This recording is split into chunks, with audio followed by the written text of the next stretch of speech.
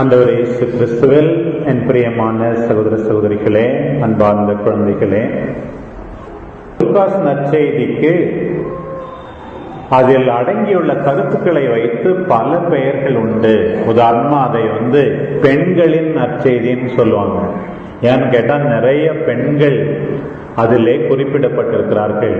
Lucas ஒரு ஆணை பற்றி குறிப்பிட்டால் அதற்கு ஈடாக ஒரு பெண்ணை பற்றியும் குறிப்பிடுவார். சக்கரியாசுக்கு கோயில்ல தேவதூதர் காட்சி கொடுத்தால் மரியாவுக்கு காட்சி கொடுக்கிறார். அதே போல சிமியோன் இயேசு குழந்தையை கைகளில் ஏந்தினால் அன்னா என்று ஒரு பெண்மணி இருக்கிறார். காணாமற் போன ஆட்டை தேடிக்கொண்டு ஒரு இடையன் போனால் அதே போல காணாம போன வெள்ளிக்காசை ஒரு பெண் தேடுவார்.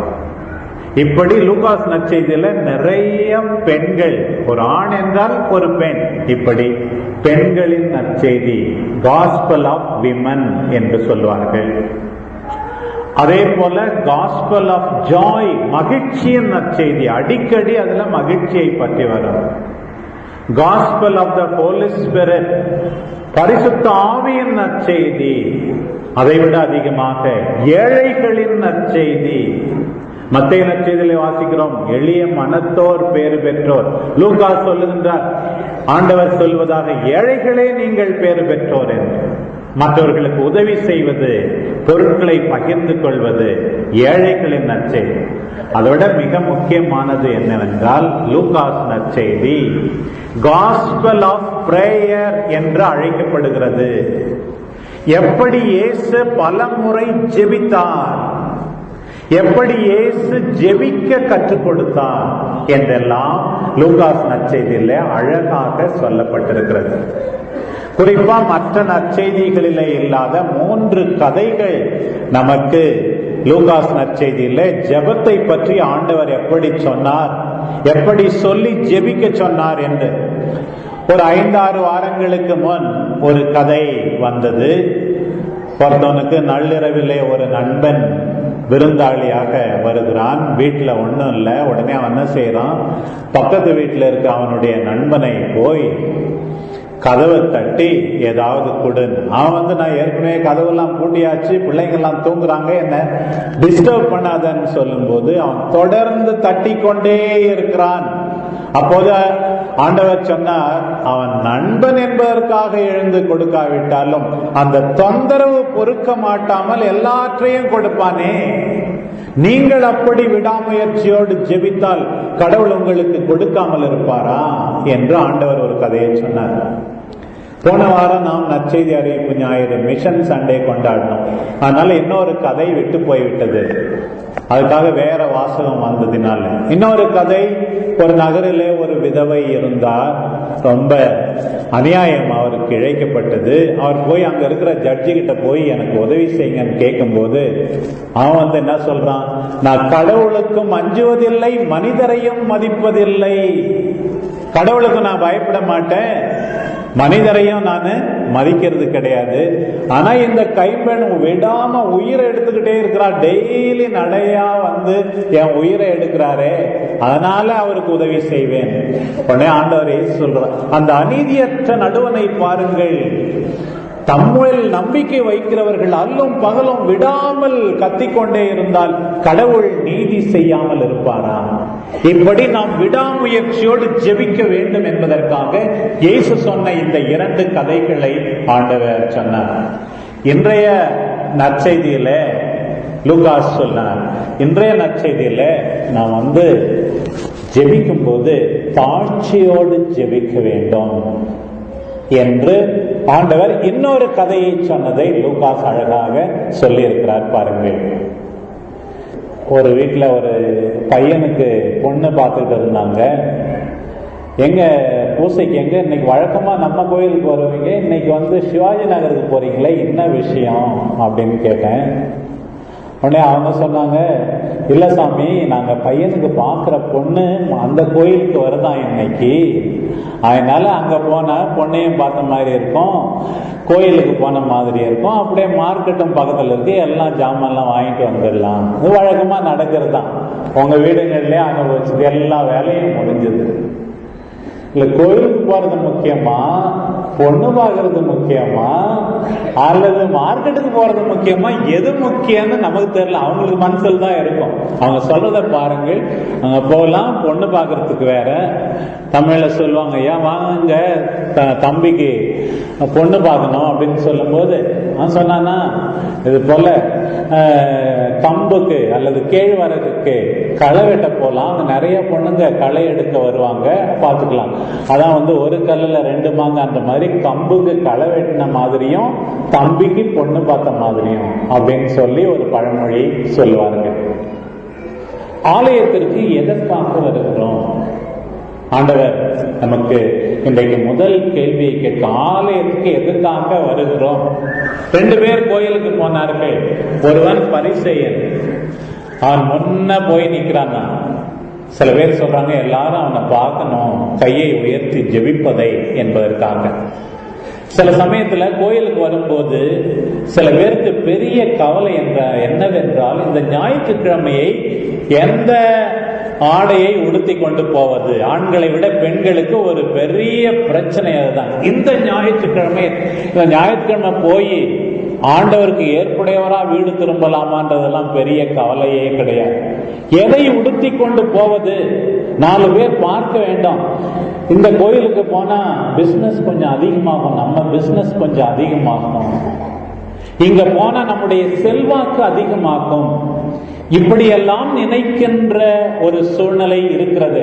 அதே போலத்தான் இவன் பாருங்கள், ஆண்டவர் முன்னிலையில என்ன சொல்லுகிறான்? ஆண்டவரே, நான் மற்றவர்களை போல இல்லாததுக்காக உனக்கு நன்றி சொல்றேன்.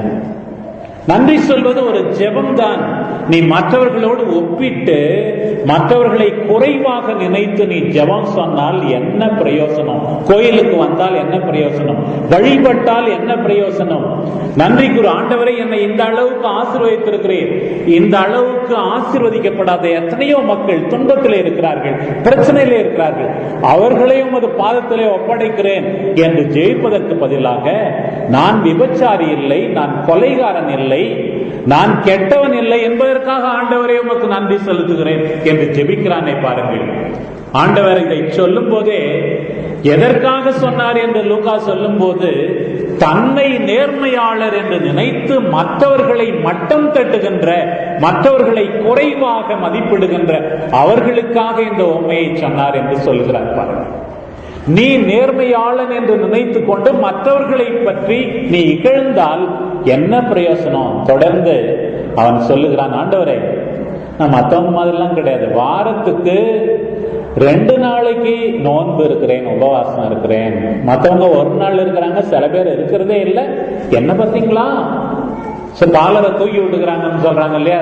தனக்கே தன்னுடைய தோளிலே தானே தட்டி கொள்வது போல 2 நாளைக்கு உபவாசம் இருக்கிறேன், அதனால நீ எனக்கு கடன்பட்டு இருக்கிற, நான் உனக்கு ஒன்னும் கடன்பட்டு இல்லை, நீ தான் எனக்கு கடன்பட்டு இருக்கிறன்னு கடவுள்கிட்ட சொல்ற மாதிரி இருக்கு. இன்னொரு விஷயம், என்னுடைய சொத்தில் 10ல் 1 பங்கை, எந்த வருமானம் வந்தாலும் அதுல 10ல் 1 பங்கை உமக்கு கொடுக்கிறேன், கடவுளுக்கு கொடுக்கிறேன், ஆலயத்துக்கு கொடுக்கிறேன். இதுதான் அவனுடைய ஜெபம். ஆண்டவர் இவனுடைய ஜெபத்தை பார்த்து உண்மையாகவே அவர் சந்தோஷப்படுபவராக இல்லை. ஆனா இன்னொருவனுடைய ஜெபம் என்ன? வெளியே நிற்கிறான், வரி தண்டுபவன், டாக்ஸ் கலெக்டர், ஆயக்காரன் என்று சொல்கிறார்களே, வரி தண்டுபவன். அவனுடைய மனசுல குற்ற உணர்வு. ஆண்டவரே, பாவி, அநியாயமாக பொருள் சேர்த்திருக்கிறேன். மனம் உடைகிறான், வருத்தப்படுகிறான். ஆகாயத்தை அண்ணாந்து பார்க்கவும் அவன் கூச்சப்படுகிறான். பாருங்கள் அவனுடைய செயலை பாருங்கள், தன்னையே தாழ்த்திக் கொள்கிறவனை பாருங்கள். பிறகு அவன் சொல்வது, ஆண்டவரே, பாவி என் மேல் இரக்கமாயிரும். ஆண்டவரே, பாவி என் மேல் இரக்கமாயிரும். இன்னொரு மனிதனுடைய ஜெபம். ஆண்டவர் 2 பேரையும் சொல்லிட்டு வீட்டுக்கு யார் நல்லபடியா திரும்பி போனாங்க? இந்த பாவியா பாவி என் மேல் இரக்கமாயிரும் என்று சொன்னானே, அவன்தான் நீதிமானாய் வீடு திரும்பினான், ஏற்புடையவனாய் வீடு திரும்பினான் என்று ஆண்டவர் நமக்கு சொல்லுகிறார். பிரியமானவர்களே, இங்க இருக்கிற நாம் ஒவ்வொருவரும் ஆண்டவர் முதலிலே பாவிகள், நாம் ஏற்றுக்கொள்ள வேண்டும். இந்த முதல் வாசகத்துல ஆண்டவர் எப்படி நம்முடைய ஜெபம் ஏற்றுக்கொள்ளப்பட வேண்டுமானால் என்ன செய்ய வேண்டும் என்று சொல்லுகிறார். சில பேர், நிறைய பேர் நம்ம சொல்றது, போன வாரம் வாசகம் போல, அதற்கு முந்தைய வாசகம் போல விடாமுயற்சியோடு ஜெயிப்பதில்லை. அது ஒரு பக்கம். இன்னும் ஜெபம் ஏற்றுக்கொள்ளப்பட வேண்டும் என்றால் நாம் செய்ய வேண்டியது, முதல் வாசகம் அருமையாக சொல்லுகிறது, ஆண்டவரின் விருப்பத்திற்கு ஏற்றவாறு பணி செய்வோரின் ஜெபம் ஏற்றுக்கொள்ளப்படும்.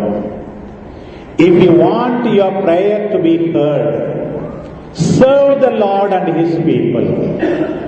சில பேர் ஜெபம் செஞ்சு கொண்டே இருப்பார்கள், சுயநலமையா இருப்பார்கள். எச்சி கையால காக்கா ஓட்ட மாட்டாங்கன்னு சொல்ற மாதிரி. ஏனென்றால் அதுல இருக்கிற சாதம் மற்ற இடத்த விழுந்து போய்விடும், அதை காக்கா எடுத்துக்கொண்டு போய்விடுமா. சாப்பிடும் போது இந்த கையால காக்கா ஓட்ட மாட்டார்கள் என்று சொல்வார். அதே போல் ஆண்டவருக்கு விருப்ப பிரகாரம் பணிபுரிய வேண்டும். அப்போது நீ ஜெபி. இன்னும் தொடர்ந்து அங்கே சொல்லப்பட்டிருக்கிறது, கைவிடப்பட்டோரின் ஜெபம், கைம்பெண்ணின் ஜெபம், அநீதி இழைக்கப்பட்டோரின் ஜெபம், இவர்களுடைய ஜெபம் எல்லாம் கேட்கப்படும். பாருங்கள், நல்லது செய்து கொண்டே இருக்க வேண்டும். நீ ஜெபிக்கும் போது ஜெபித்து விட்டு சென்று நல்லது செய்ய வேண்டும், மற்றவர்களுக்கு ஆண்டவருடைய காரியத்தை செய்ய வேண்டும். அப்போது உன்னுடைய ஜெபம் கேட்கப்படும் என்று சொல்லப்பட்டிருக்கிறது. இந்த நற்செய்தி வாசகத்திலே நீ தாட்சியோடு இறைவன் முன் உன்னுடைய ஒன்றுமில்லாமையை ஏற்றுக்கொண்டு ஜெபிக்க வேண்டும் என்று. பிரியமானவர்களே, ஆண்டவர் நம் எல்லாரையும் அழைக்கிறார். ஜெபிக்க, விடாமுயற்சியோடு ஜெபிக்க, தாழ்ச்சியோடு ஜெபிக்க, நல்லது செய்து கொண்டே ஜெபிக்க, மன்னித்துக் கொண்டே ஜெபிக்க, இன்னும் தொடர்ந்து நம்முடைய வாழ்க்கையே ஜெபமாக மாற்ற. ஆண்டவர் இல்லாமல் நாம் எதுவுமே செய்ய முடியாது. எத்தனையோ முறை கோயிலுக்கு வருகிறோம், இங்கிருந்து பாவிகளாக போகக்கூடாது, நீதிமானாய் இங்கிருந்து செல்ல வேண்டும். ஆண்டவர் முன்னிலையில் வந்து மீண்டும் பழைய மனிதராக இங்கிருந்து திரும்பி செல்லக்கூடாது. நல்லது செய்து கொண்டிருக்க, மன்னிக்க, வாழ்க்கையே ஜெபமாக மாற்ற, நீதிமான்களாக இங்கிருந்து திரும்பத்தான் நாம் அழைக்கப்படுகிறோம் என்பதை உணர்ந்து தொடர்ந்து திருப்பலியிலே பங்கெடுப்போம். ஆமென்.